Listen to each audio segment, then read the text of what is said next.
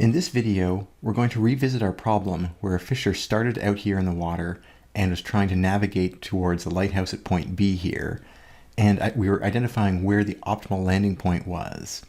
One of the ingredients in that optimum solution was knowing the speed that they could row at and also knowing the speed that they had on land. A highly relevant extension of that problem is to consider a slightly modified scenario. The fisher has a motor now that'll drive the boat at a speed of v. What we'd be interested in knowing is how fast v has to be so that going directly to the lighthouse is the optimal answer. We know when the velocity was 4, it was to the fisher's advantage to land a little bit early and then take advantage of the higher speed on land. But let's imagine we could take the motor a little bit faster, and at some point there's going to be a transition where it's no longer optimal to land early and then walk, but just to go directly to the point B. Let's explore how we would identify that through some calculations. The first thing to do is rebuild our function for the travel time. For our travel time, we had two elements. The first element was the distance on the water divided by the velocity on the water. We called this distance here x, and this distance here is consistently 2 because they're 2 kilometers offshore, and so the total distance from Pythagoras was 2 squared plus x squared.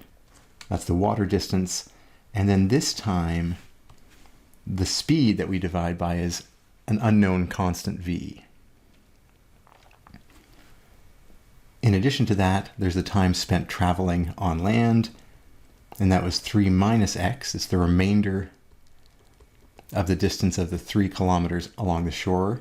The closer we land to the point B, the less distance we have to walk, and that was being traversed at 5 kilometers per hour.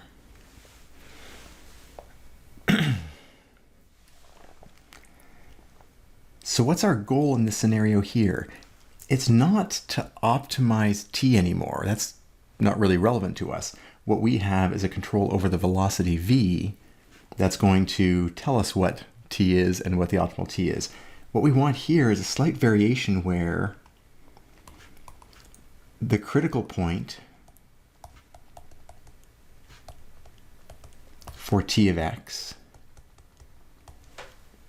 in other words, the best x value to minimize our time, is going to occur when x equals 3. That would correspond to direct travel to the lighthouse.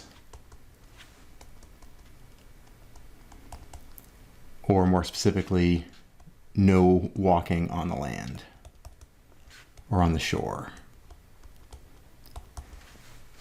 Before, we searched for a critical point and we found it had a certain value. Now we're going to generalize that and say, I don't know where the critical point is going to be, but I want it to happen now at x equals 3. And by changing this velocity on the water, we should be able to tune our travel time function to get that critical point at x equals 3. Let's show how that works on the next slide. Taking a step back.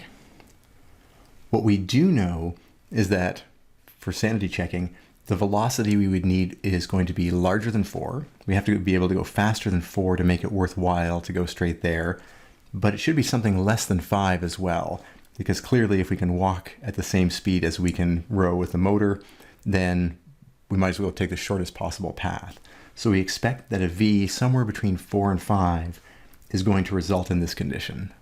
Let's take a look then. So t of x is our square root of 4 plus x squared all over this velocity v that's a constant.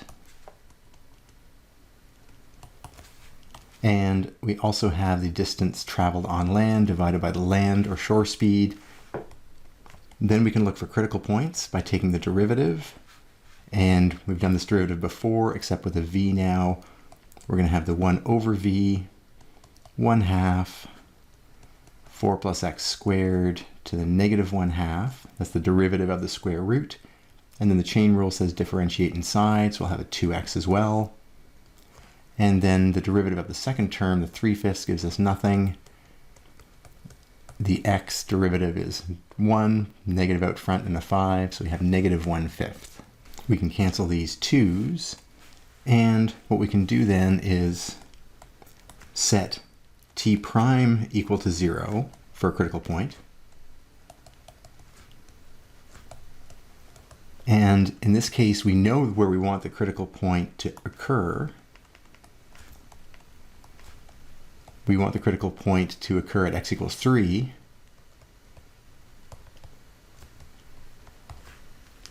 And what's going to be left, if we scan our equation here, is going to be v.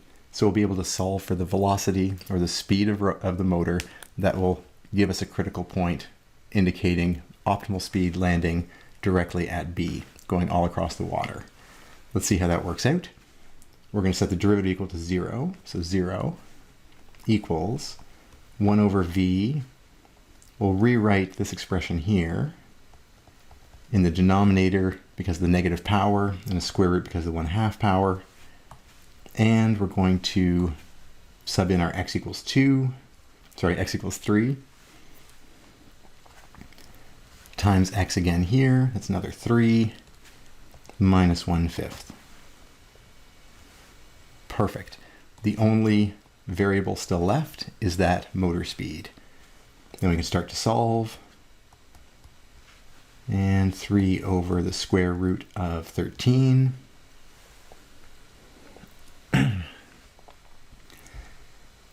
If we bring the v up, we're going to have 15 over the square root of 13.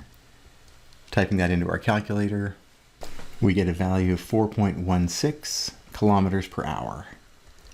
And notice that matches our expectation of something a little faster than 4 and also less than 5, which is the shore speed.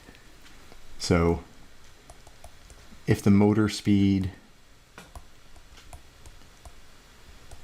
is 4.16 kilometers per hour, or higher would be implicit, then the Fisher would have the shortest time, or would minimize travel time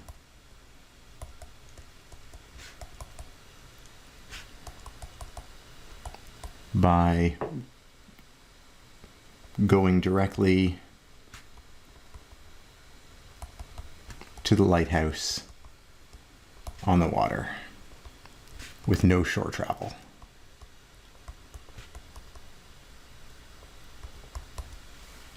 So that's an interesting way to extend a problem that we looked at before where all the numbers were known, but lets us investigate what if one of those values that we used wasn't known to a high precision.